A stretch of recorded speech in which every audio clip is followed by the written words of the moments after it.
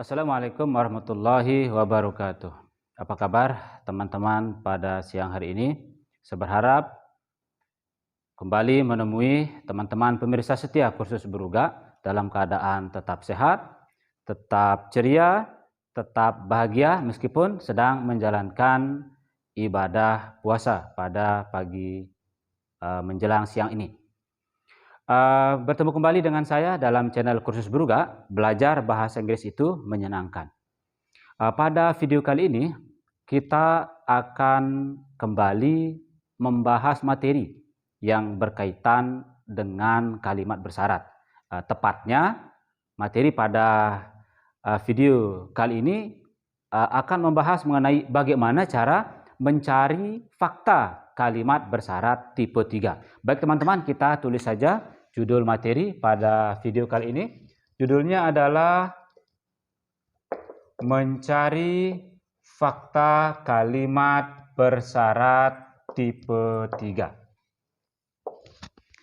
Pada video sebelumnya, saya sudah menjelaskan mengenai bagaimana cara membuat kalimat bersyarat dalam bentuk tipe 3. Dan sekarang kita akan membahas mengenai bagaimana cara mencari fakta kalimat bersyarat tipe 3. Mudah-mudahan teman-teman masih mengingat materi yang sudah saya unggah pada video sebelumnya yang membahas mengenai cara membuat kalimat bersyarat tipe 3.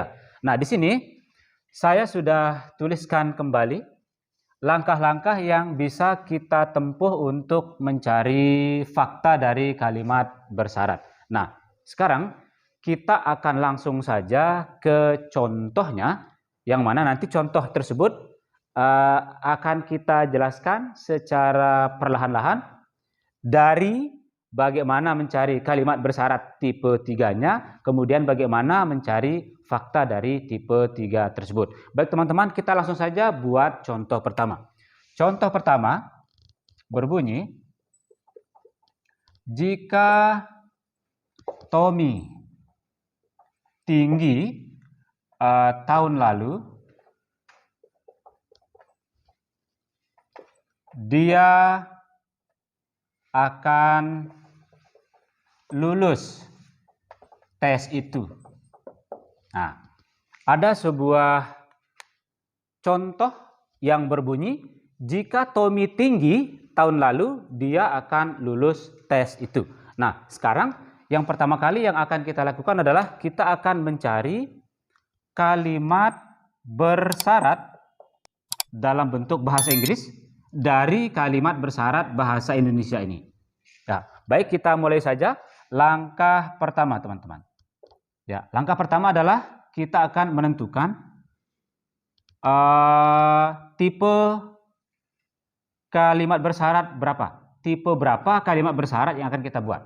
Nah, tipe kalimat bersyarat bisa kita ketahui melalui keterangan waktu yang dipergunakan. Di sini keterangan waktu yang dipergunakan adalah tahun lalu. Berarti kalau tahun lalu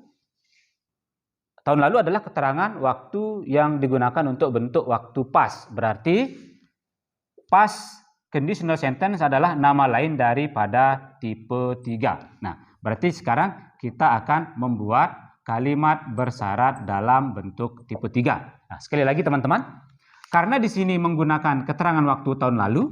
Nah, tahun lalu itu seperti yang kita ketahui adalah keterangan waktu untuk bentuk waktu past, maka kita akan membuat past conditional sentence atau kalimat bersyarat dalam bentuk past. Nah, nama lain daripada kalimat bersyarat dalam bentuk past adalah tipe 3. Berarti sekarang kita akan membuat kalimat bersyarat dalam bentuk tipe 3 atau kalimat bersyarat dalam bentuk past. Nah, demikian. Kemudian langkah kedua adalah kita akan menentukan kalimat apa yang menempati posisi di atas dan kalimat apa yang menempati posisi di bawah.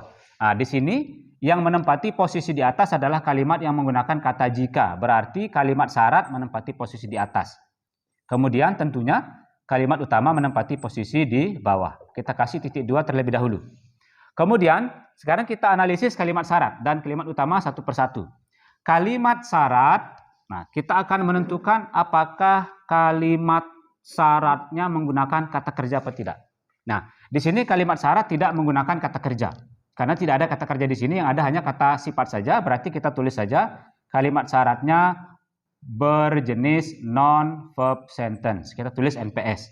Dan kemudian KU di sini, KU adalah kalimat utama adalah kalimat yang tidak menggunakan kata jika. Di sini menggunakan kata kerja. Kata kerjanya adalah lulus.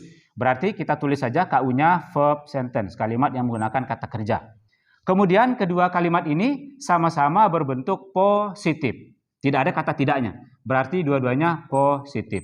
Nah, berarti sekarang kita akan bersama-sama menentukan rumusnya. Nah, rumus dari tipe 3 yang mana kalimat syaratnya berbentuk non-verb sentence positif adalah begini. If, kemudian subjek ditambah had been ditambah ana. Nah, demikian rumusnya. Saya berharap teman-teman mengingat kembali bagaimana cara membuat kalimat bersyarat tipe 3 pada video sebelumnya. Nah, sekarang di sini kalimat utama berjenis verb sentence menggunakan kata kerja kemudian positif ya. Oh ya, positif bukan negatif, positif. Karena tidak ada kata tidak. Verb sentence positif.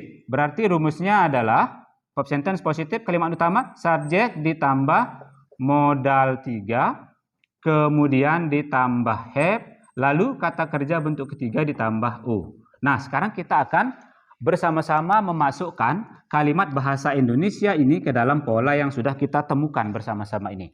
Baik, kita langsung saja. Jika Tommy tinggi tahun lalu, jika, if, subjeknya Tommy, kemudian sebelum tinggi, sebelum kata sifatnya ada dulu had been, kita taruh had been, ya, kemudian tinggi, tall, tahun lalu, last year. Ya.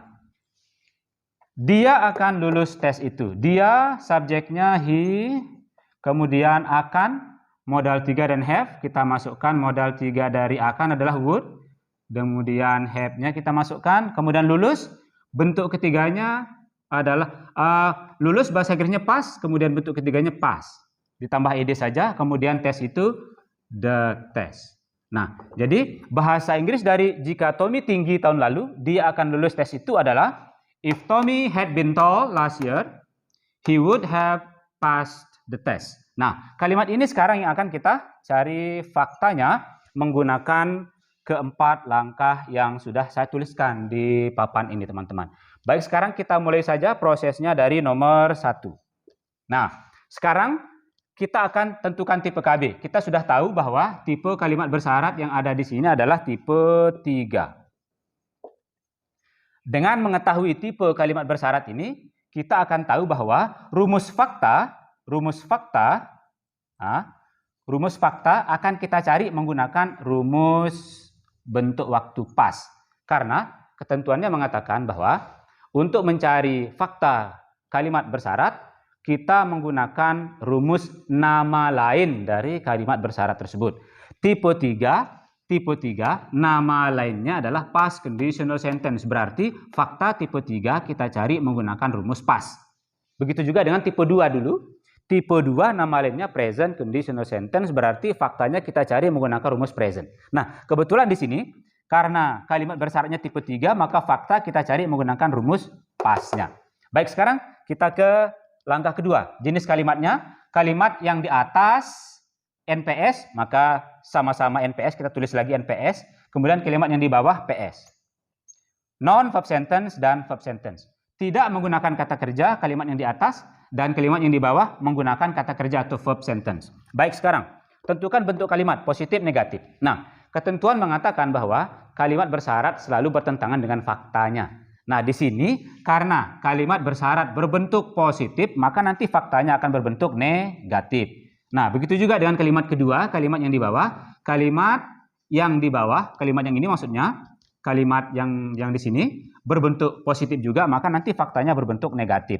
Maka kita setelah mengetahui hal ini, kita akan bisa menentukan rumusnya. Nah, sekarang rumus bentuk waktu pas yang tidak berkata kerja negatif, rumusnya subjek past non-verb sentence.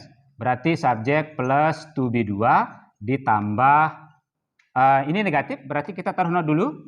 Not dulu, baru kita letakkan ANA, adjective, noun, dan adverb.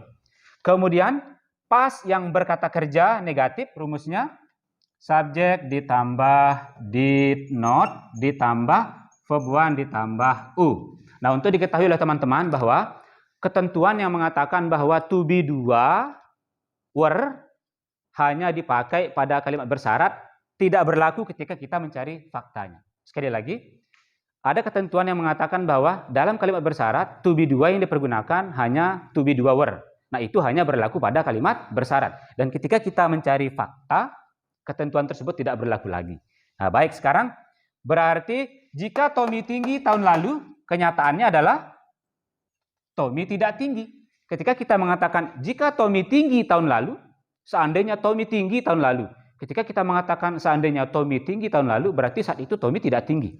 Berarti Tommy tidak tinggi. Tommy, to be 2-nya adalah was not tall.